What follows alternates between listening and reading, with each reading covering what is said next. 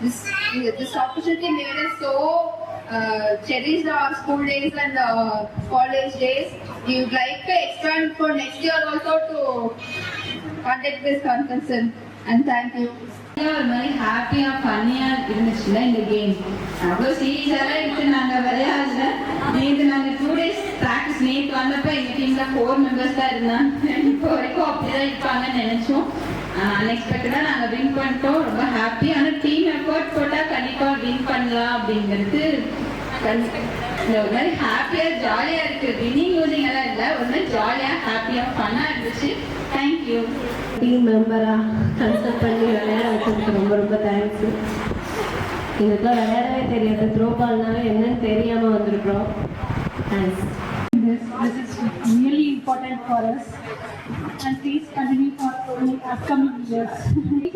ஜெயிக்காத அம்மாலாம் வந்து நீங்கள் ஏமாளிச்சிங்க ஜெயிக்கல அப்படின்னு நினைக்காதீங்க.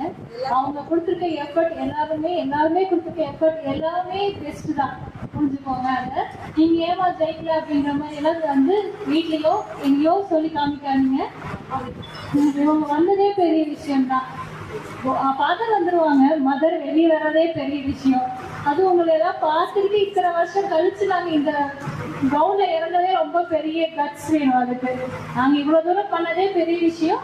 யாருமே வந்து அவங்க எதுவும் சொல்லிடாதீங்க, என்கரேஜ் பண்ணுங்க. ஹாய், ஆக்சுவலி நான் வந்து த்ரோ பால் பிளேயராக கிடையாது. மேம் கிட்ட ஃபஸ்ட்டு கால் பண்ணும்போதே நான் சொன்னேன் ஃபன்னுக்காக தான் வரோம், ப்ளஸ் வந்து குழந்தைகளுக்காக வரோன்னு.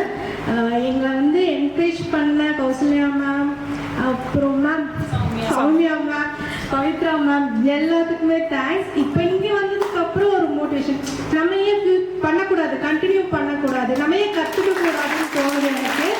ரொம்ப ரொம்ப தேங்க்ஸ் மேம். பேரண்ட்ஸும் இந்த மாதிரி பண்ணி எங்களோட ஸ்ட்ரெஸ் லைஃப்லேருந்து கொஞ்சம் வெளியே வர வச்சுருக்கீங்க.